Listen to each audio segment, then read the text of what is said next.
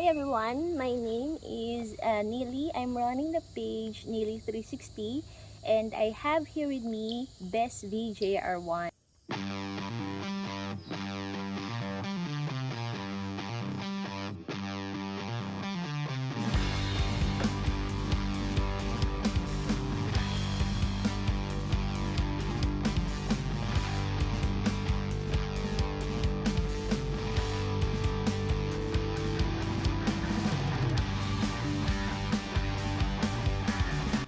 So, hi again, this is Neelie. I'm a photographer cyclist based in the Philippines.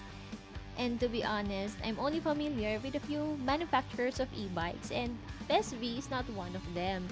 So I did a little homework. I checked their website and learned that BESV stands for its principles. B for beautiful, E for eco-friendly, S for smarter, and V for vision.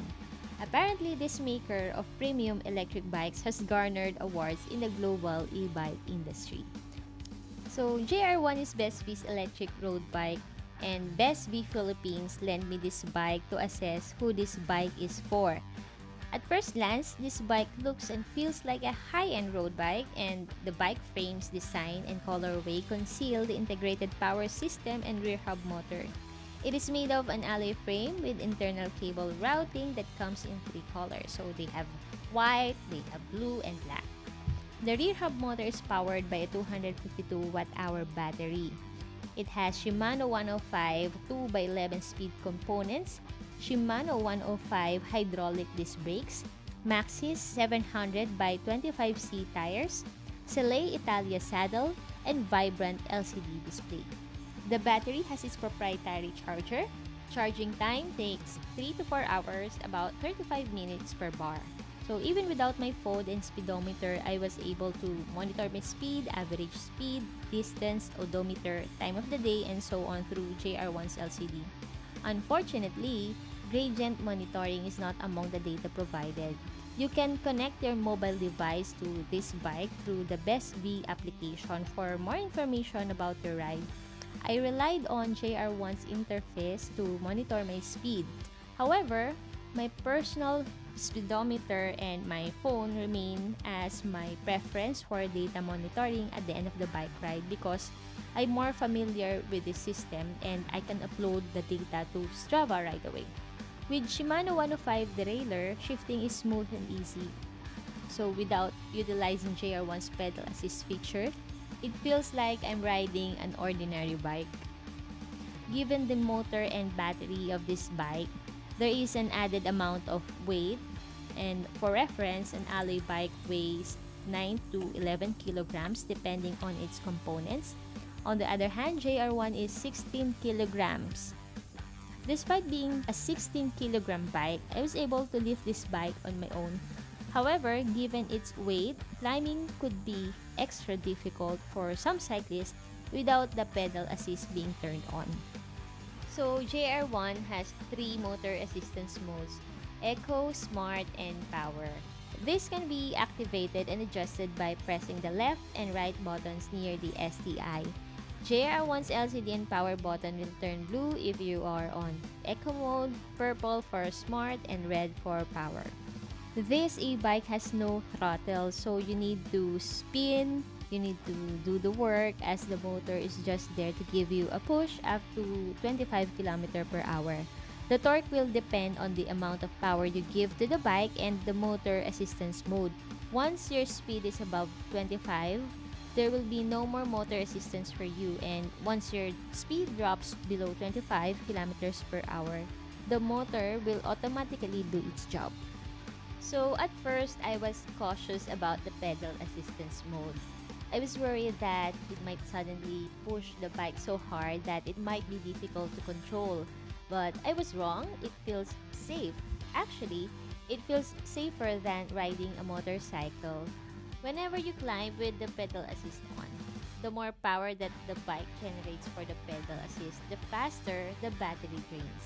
So, the longest ride I had with JR1 is with a total distance of 81 kilometers and with the total elevated gain of 671 meters. The battery I consumed during this ride is 4 out of 5 bars. one bar left upon arriving home. So during this ride, I use smart mode most of the time. So if you are planning to use this bike for longer and more challenging routes, it's better to conserve your battery while riding on flats or just bring an extra battery. I hope BESV would launch a solar-powered e-bike to solve this issue. You know, that kind of technology wherein your e-bike recharges itself when exposed to the sun. Oh, by the way, even with a drained battery or when the motor is being turned off, you can use this bike as an ordinary bike. So what's my verdict? So for appearance, I'll give it 9 out of 10. I love this white version and the design makes it look like an ordinary bike from afar. It looks clean, classy, looks premium. For performance, again, I'll give it 9 out of 10 because it took me to places with lesser amount of effort, and I would love to use this bike for more photography sessions or just to be at the top of a hill or a mountain to do photography. So it's hard for me to reach such destination on a bike with heavy camera equipment and without being assisted by a motor. However, be mindful that you still need to utilize your shifters for better performance and the battery drains faster whenever you climb with the pedal assist on. The more power that the bike generates for the pedal assist, the faster the battery drains. With JR1, I can also join a pack of regular riders without being left behind for being too slow, especially when climbing. The only concern is the battery life, hence -1 point for that.